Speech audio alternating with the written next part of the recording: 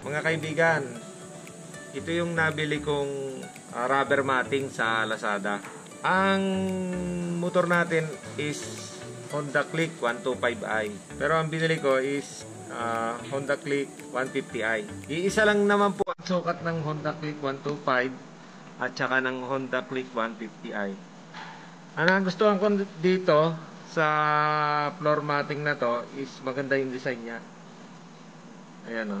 Ito ay lumang lumang modelo ng floor matting.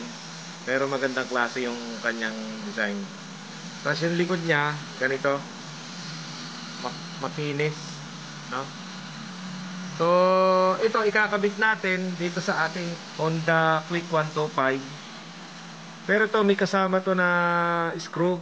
Ayan, kung kita nyo may butas. Yung screw niyan, hindi ko na lang gagamitin. Mas gusto ko na ipatong na lang siya dyan.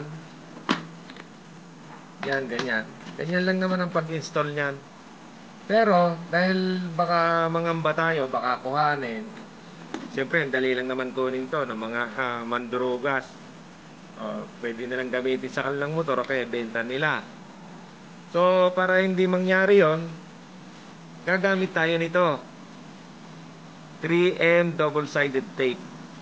Mura lang naman to sa Lazada. May mabibili kayong mura nito. Pero itong sa akin, binili ko dun sa handyman. So bukod dito, syempre gagamit tayo nito, scissor. Unti-unti nating gupitin to sa gitna para medyo makakatipid tayo ng konti. Kung makikita nyo yung mga makikinis na yan, nilinis ko na yan, no? Diyan natin ikakabit yung ating 3M tape.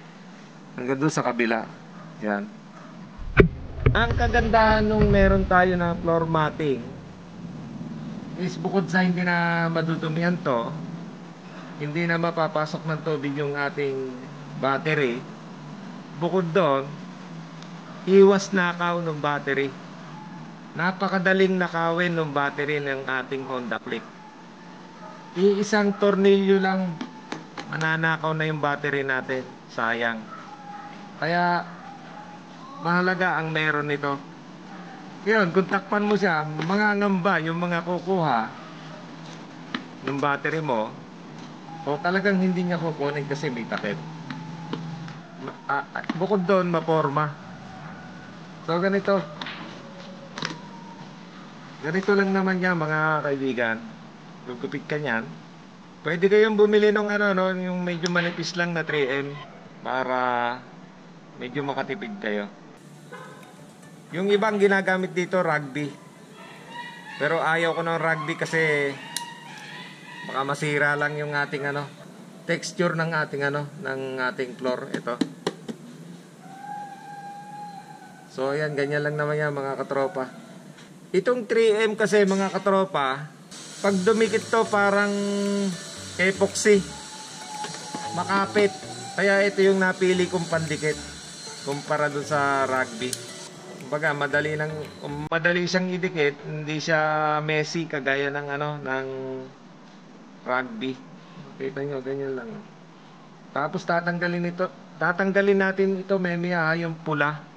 Hindi natin dumikit muna. Dapat tuyong-tuyo yung ating yung ating floor para dumikit yung ating 3M tape. Memya natin tanggalin yung pula pagka nakalatan na natin. Siyempre yung gilid lalagyan din natin para hindi matanggal basta-basta. Pause ko muna, kakalatan ko muna lahat. Lagyan na natin ng 3M tape. Yan. Ganyan lang naman ang ginawa ko. At marami pa rin naman ako natira na 3M tape.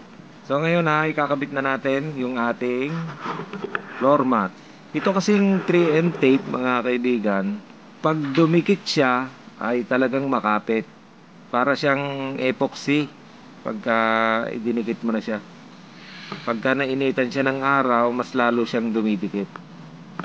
So make sure lang pag magdidikit kayo ng 3M tape dyan sa ating floor ng ating Honda Click, kailangan lang ay malinis siya at wala siyang residue kagaya ng wax. Kasi yung wax is madulas yun hindi kakapit yung ating 3M doon. So sabunin nyo munang mabuti, tapos linising mabuti, ang lawang mabuti, tapos patuyuin. bago lagyan ng 3M tape. So ngayon nilalagay na natin yung ating yung ating floor mat. Ang paglagay lang naman diyan mga kaibigan ay ganito. Yan. So itama niyo munang mabuti bago niyo idikit ng gusto. So ayan mga kaibigan. Ito kailangan niyo lang i-press mabuti para dumikit ng gusto yung 3M tape. Press nyo mabuti para lahat kumapit. Tapos kung may heater kayo, mas maganda medyo i-heat nyo ng konti yung ating floor mat para kumapit ng gusto yung 3M. So yan ganyan lang siya. Para hindi siya basta-basta makuha ng mga ng mga gustong magnakaw ng inyong floor mat.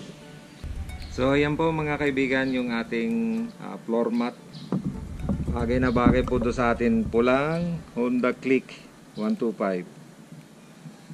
So kahit anong color naman po yung sa inyo, i-match nyo na lang po yung color ng floor mat nyo. Bagay na bagay po yan. Maraming salamat po sa panonood ng aking munting channel.